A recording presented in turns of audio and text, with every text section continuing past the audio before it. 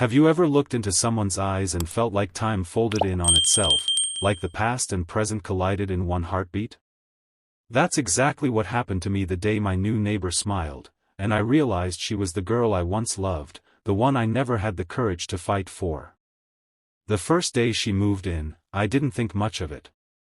Just another moving truck, another stranger settling into the quiet neighborhood I had grown used to. But when I stepped outside to grab my mail, I saw her, standing by the gate, sunlight catching in her hair, her face half hidden behind oversized sunglasses. Something about her made my chest tighten. It wasn't just her beauty, though she was undeniably stunning. It was something deeper, something familiar, like a forgotten melody playing in the back of my mind. She turned, and for a moment, our eyes met. She smiled politely, the kind of smile you give strangers. But it hit me harder than it should have. I nodded awkwardly and walked back inside, my heart racing for reasons I couldn't explain. That night, I couldn't sleep. Her face kept flashing in my mind, her smile replaying over and over again. I told myself it was nothing, just a coincidence, just my imagination. But deep down, I knew something was off. Something unfinished. The next morning, I saw her again. This time, she was struggling with a stack of boxes near her door. I hesitated for a second before walking over. "Need some help?" I asked. She looked up, surprised, then smiled again, this time softer, warmer. "Yeah, actually, I do." As I carried the boxes inside, I tried not to stare, but every glance felt like déjà vu. The way she tucked her hair behind her ear. The way she thanked me with a slight tilt of her head. My mind was racing. Then she said my name. I froze. "Ollie?" The sound of my name on her lips sent a shock through me. Slowly, I turned to face her. She had taken off her sunglasses now, and her eyes, those same deep, expressive eyes, were staring at me in disbelief. It hit me all at once. Aisha. Time stopped. We just stood there, staring at each other, both caught between shock and something else, something unspoken but powerful. She laughed softly, almost nervously. "I can't believe it's you."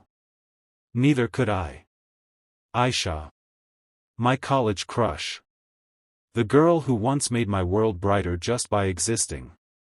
The girl I had loved silently, from a distance, never daring to confess my feelings. The girl who had left without warning, leaving behind nothing but memories and regret. And now, she was standing in front of me, as my neighbor. We talked for hours that day, catching up on years we had missed. She told me about her life, her career, her struggles, the dreams she had chased and the ones she had lost along the way. I told her about mine, though it felt dull in comparison. But beneath the laughter and nostalgia, there was tension. Questions neither of us dared to ask. Feelings we weren't ready to confront. As days turned into weeks, we grew closer again.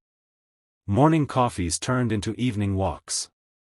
Casual conversations turned into deep, late-night talks. It felt like college all over again, but different. More intense. More real. Yet, something held me back. The memory of my silence back then haunted me. I had lost her once because I was too afraid to speak. What if I made the same mistake again? One evening, as we sat on her balcony watching the sunset, she grew quiet.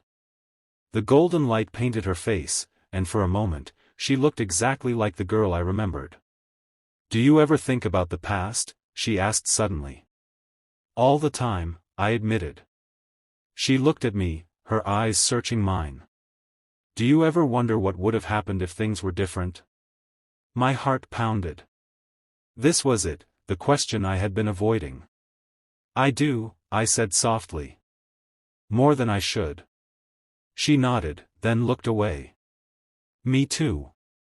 The silence that followed was heavy, filled with everything we weren't saying. That night, I couldn't hold it in anymore. I realized something important: life had given me a second chance. And this time, I wasn't going to let fear steal it from me. The next day, I knocked on her door, my heart racing like it hadn't in years. When she opened it, she looked surprised. "Ollie? Is everything okay?" I took a deep breath. "No," I said honestly. "It's not, because I've been lying to myself." She frowned slightly. "What do you mean?"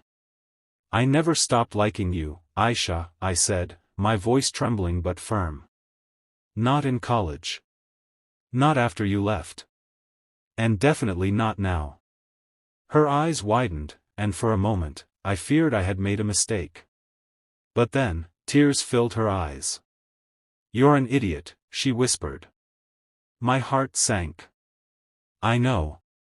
"No," she interrupted, stepping closer.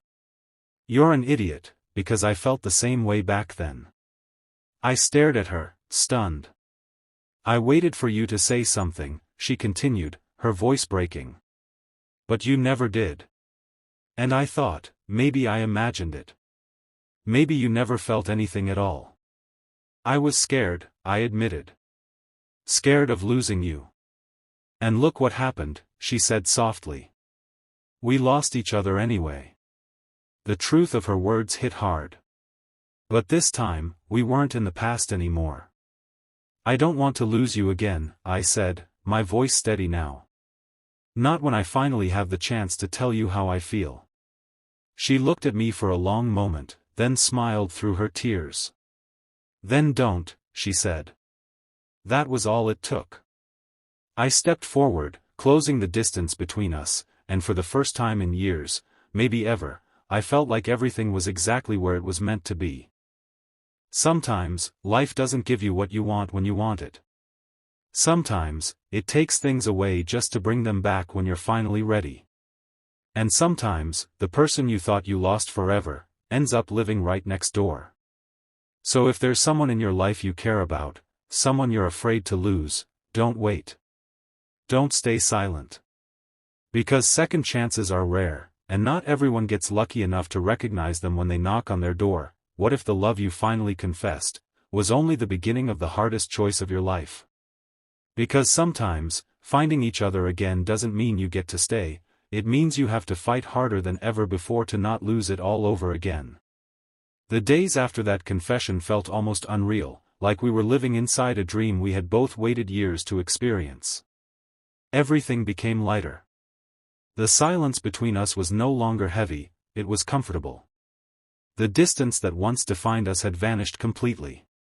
Aisha wasn't just my neighbor anymore. She became my morning, my evening, my peace. We started sharing little routines: morning tea on the balcony, late-night walks under quiet streetlights, random laughter over things that didn't even make sense to anyone else. It felt natural, effortless, like we were simply continuing a story that had been paused, not ended. But life doesn't let happiness stay untouched for long. One evening, I noticed something different about her. She was quieter than usual, her smile not reaching her eyes. We were sitting in my living room, a movie playing in the background neither of us was watching. "Aisha, what's wrong?" I asked gently. She hesitated. That hesitation scared me more than any answer. "I got an offer," she finally said. My chest tightened. "An offer?" She nodded slowly. "A job. In another city, actually, another country." The room suddenly felt smaller. "Oh," I managed to say, though it felt like the word carried the weight of everything I feared. "It's a big opportunity, Ollie," she continued, her voice conflicted. "Something I've worked for years." I looked at her, really looked at her, and saw the battle in her eyes. This wasn't just about a job. It was about her dreams, her future, everything she had fought to build. "When do you have to decide?" I asked. "In a week." A week. It felt cruel. That after all these years, after finally finding each other again, we were being tested so soon. That night, I couldn't sleep. My mind was filled with questions I didn't have answers to. Was love enough to ask someone to stay? Did I even have the right to ask her to choose me over her dreams? The next few days were different.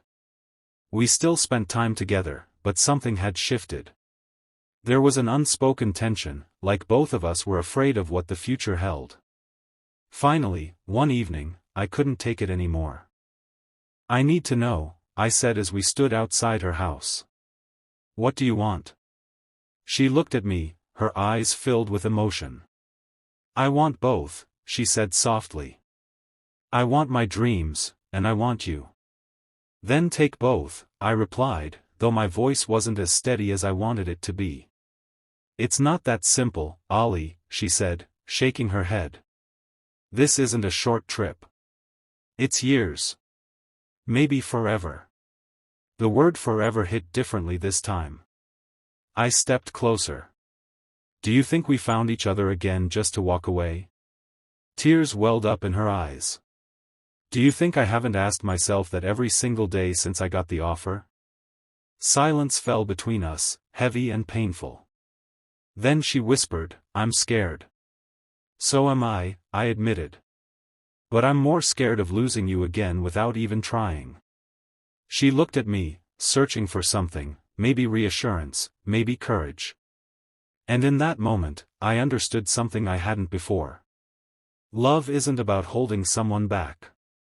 It's about standing beside them, even if the path ahead is uncertain. I took a deep breath. "Go," I said. Her expression broke. "What?" "Take the opportunity," I continued. "Chase your dream. I don't want to be the reason you ever look back with regret." "Ollie," her voice trembled. "But this time," I added, stepping even closer, "we don't make the same mistake. We don't stay silent. We don't walk away without a fight." A tear slipped down her cheek. "What if distance changes things?" "Then we face it," I said firmly. "Together." She stared at me for a long moment, then suddenly stepped forward and hugged me tightly, like she was afraid to let go. "I don't want to lose you again," she whispered. "You won't," I said softly. "Not this time." A week later, I stood at the airport, watching her prepare to leave.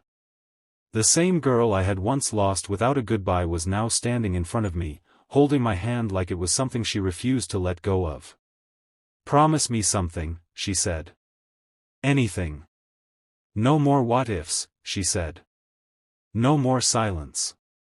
I smiled. "I promise." She smiled back, though her eyes were filled with tears. "I'll come back," she said. "I'll be right here," I replied.